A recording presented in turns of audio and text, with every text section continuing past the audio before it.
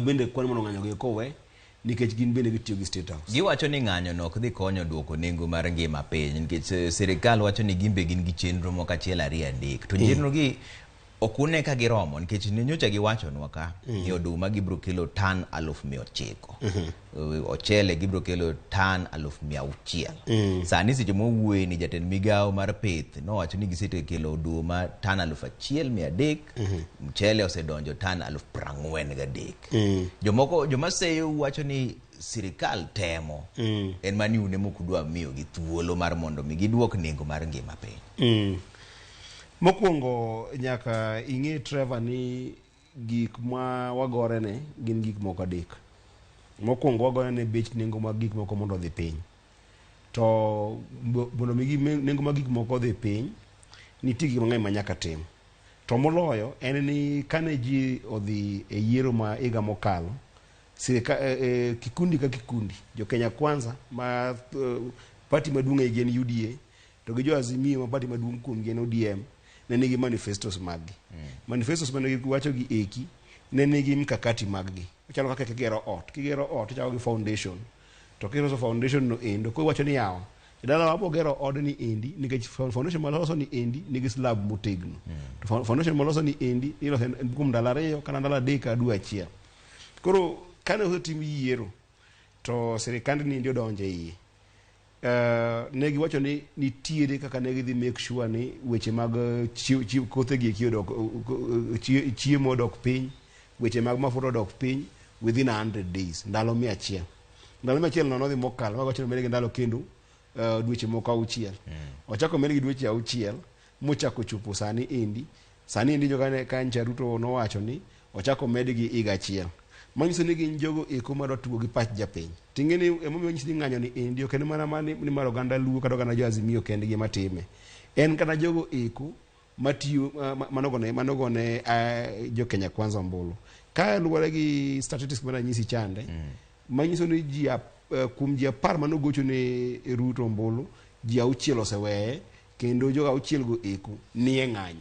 Stenting ng'anyo moko bende timorega ma samoro ng'ato kobiro e ndara lakini chunygi to nigi lit kendo no kaka gitimo kaka ng'iyo Murang'a kata ka ng'iyo Nyeri sama ji timo ng'anyo kuonde moko ne nitie kuonde moko mana ji wuothe ndara to nitie kuonde moko mana ji oleng'aleng'a nang'o nikech singo ma jogi otimo ok gitimiza.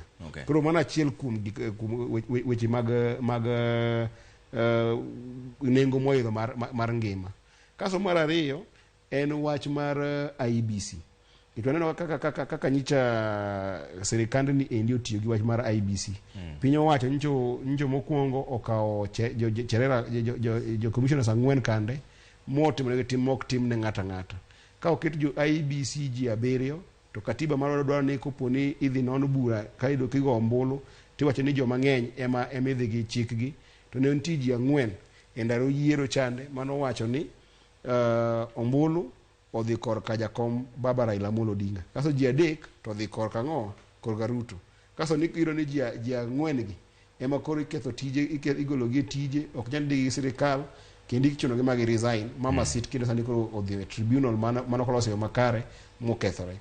Kaso ido ka nitiere chike mano keto loso go IEBC. To sani chike go eko jaduong' Ruto ogolo chike go eko oketo chike ne manyien imiloso go IEBC manyien. Manyiso 2027 kwadhi to wadhi dhi e 2027 ma IEBC molos sano endo okolos gi chikewa. To chike ni dong dowe manokadhe jo kama. Do no endi ing'e maber ni beno biro yiru jo od bura ma wach nokalo. Wang'eyo maber ni nyaka nja tim yiero Trevor kendo ma gimonego na wacho matek kabisa nikech aneno ka paro moro osebiro ni sani endi jaduong' Ruto wacho ni wan ok odwar chike. To chike moyudo kanitie to koda mondo tigo onano ni gima luwo chik en chik moketo ma gima wacho ni dictatorship mane wabiro chande nikech ne nitiere chike miloso go IEBC. Chik mobiro manyien gi eki gima ne Ruto kungo timo kano kao power en ni okungo ng'iewo wajumbe te monya ng'iewo kata wajumbe wa moko nitie moseng'iew wang'e ni ng'iewo wajumbe mag Jubilee 30 mago ombulu kaka Ruto dwaro. Wang'e ni wajumbe mag Nyanza bende ng'iewo moko ma National Assembly wang'e wajumbe mano ng'iewo ne gina boro mag ODM ma udong' manok. Wang'e bende ni Senate bende no ng'iewo jomoko. Koro koseng'iew wajumbe gi eki kendo osegodho gi bor. Koro ginyalo gitimo timbe ma Ruto dwaro. Mano ok e chik ma japiny dwaro. Nikech wan kwang'iyo kuma nitie adiri mantie Trevor, en ni wan neno ni tich ma japiny omiyowa mondo watim nyaka tim mane bunge. To ok tim e State House. Nikech State House ok maduong' ok ae ne jakom gi nosegore ne piny ni endi chakre 1992 moket ni koro kata ma budget kidwa kal, mwandu kidwa losi, gimoro amora iloso ang'owa e bunge. Ma kikawo jo bunge gi kitere State House, nie miketo ni loso chike go e State House kaka ker dwaro. To mano endo iketho teko ma japiny. Teko ma japiny nitiere bunge. Mano emomiyo sani endi kopogore gi wach mag chike yiero mancho kalo, to gi wach mar yawo sava, to gi wach mar ngima momedore. Kawuono neno kata kawuono no Ramogi ogolo ka endi ni sani endi ker nogono okalo chike cabinet mare. Ni sani endi kembe mag sirikal mag gin kembe mag japiny.